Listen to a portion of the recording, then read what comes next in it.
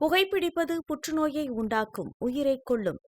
மது அருந்துதல் உடல் நலத்திற்கு தீங்கு விளைவிக்கும். பாதுகாப்பாக இருப்பீர், மது அருந்திவிட்டு வாகனம் ஓட்டாதீர்.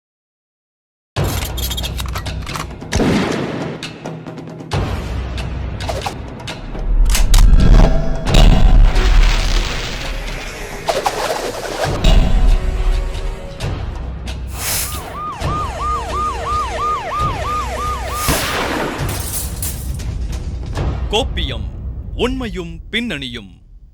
நெல்லையில பாப்பாக்குடி பகுதியில் காவல் உதவி ஆய்வாளரை அறிவாளால வெட்ட முயன்ற 17 வயது சிறுவன் மீது துப்பாக்கிச்சூடு நடத்தப்பட்ட அதிர்ச்சிகரமான சம்பவத்தினுடைய உண்மை என்ன, அதனுடைய பின்னணி என்னங்கிறத இப்ப பார்க்கலாம்.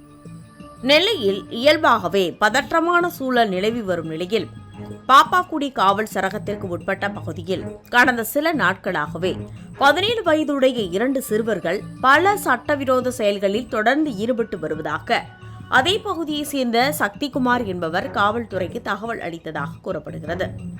இதனால் அவர் மீது ஆத்திரமடைந்த சிறுவர்கள் கடந்த 4 நாட்களுக்கு முன்பு அங்குள்ள ரஸ்தாவூர் குளத்திற்கு சக்திகுமாரை வரவழைத்துள்ளனர். பின்னர் தாங்கள் செய்யும் செயல்கள் குறித்து காவல்துறையினரிடம் எப்படி தெரிவிக்கலாம் என்று கேட்டு சக்திகுமாரை அரிவாளால் தாக்கியுள்ளனர். அதில் அவரது காலில் காயம் ஏற்பட்டதால் சக்திகுமார் அங்கிருந்து தப்பியோடி அருகில் உள்ள வீட்டிற்குள் சென்று ஒளிந்துள்ளார். ஆனால் அவரை விடாத 2 சிறுவர்களும் அவரை தேடி கையில் அரிவாளுடன் சுற்றி திரிந்து கொண்டிருந்துள்ளனர். இதனை கண்ட அப்பகுதி மக்கள் காவல்துறைக்கு தகவல் தெரிவித்ததை அடுத்து தகவல் அறிந்து வந்த போலீசாரையும் அந்த சிறுவர்கள் அரிவாளால் தாக்கியுள்ளனர்.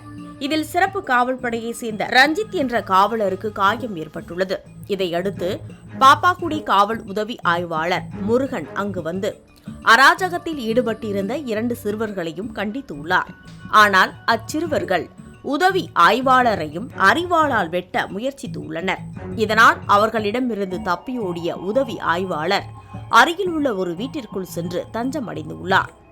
ஆனாலும் அவரை பின்தொடர்ந்து அரிவாளுடன் வந்த சிறுவர்கள் அந்த வீட்டின் கதவுகளை வெட்டி சேதப்படுத்தி உள்ளே இருந்த உதவி ஆய்வாளர் மற்றும் வீட்டிலிருந்த பெண் மற்றும் அவரது மகனுக்கு கொலை மிரட்டல் விடுத்துள்ளனர்.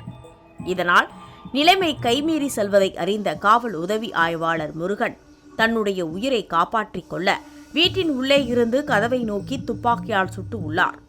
அதில் துப்பாக்கி குண்டு வெளியில் அரிவாளுடன் இருந்த சிறுவனின் வயிற்று பகுதியில் பாய்ந்துள்ளது.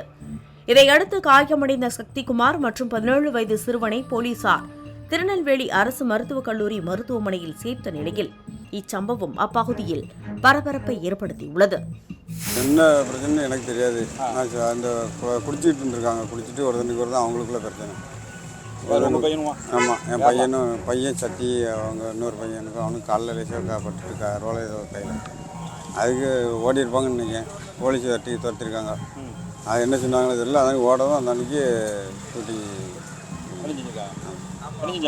சுட்டிருக்காங்க. சுட்டதில் அந்த சைடில் லாவில் அது லேசாக அந்த பக்கத்தில் இருந்து இந்த பக்கம் சைடில் ஓடி வந்து நைட்டே ஒன்றாங்க. பையன் என்ன வேலை பக்கம்? கூலி வேலைக்கு போவான், ரைஸ் கடைக்கு போவான். 17 வயசு. ஆமாம் ஆமாம், அது இருக்குது. ஆனால் வாய்தாக்கு போயிட்டுருக்கு. அது இந்த சும்மா சண்டை போட்டது, அடிப்படி சண்டையில் சண்டை போடுதானோ குடிச்சிட்டோம்னா யாரும் வாங்கி கொடுத்துட்டாங்கன்னா குடிச்சிடலாம். ஆமாம், எப்போதும் சண்டைலாம் போட மாட்டோம். வைக்கணும்னா குடி பழக்கம் உண்டு. குடித்ததும் அவனுங்களாம் என்ன நடக்குன்னு அவனுக்கே தெரிய மாட்டேங்குது. நீங்கள் தட்டி கேட்டிங்களா? அதெல்லாம் சத்தம் போடுவேன். அந்த அன்றைக்கி அதுக்கு பிறகு போக மாட்டான். அதனால வெளியே வேலைக்கு போயிடுவான். இப்போ வந்து 2-3 நாள் தான் அது வேலைக்கு போயிட்டு. எப்படி இருக்காங்க சார்? இப்போ இது ஆஸ்பத்திரியில் தான் இருக்காங்க. உள்ளுக்கு தான் இருக்காங்க. கூட யாருக்கும் அடி உண்டானா? இல்லை, வேறு ஆளுக்கும் அடி இல்லை. கூட உள்ள பையனுக்கு காலில் அடி? அது காலில் இந்த காயம் லேசாக. அவனோட ஃப்ரெண்டா?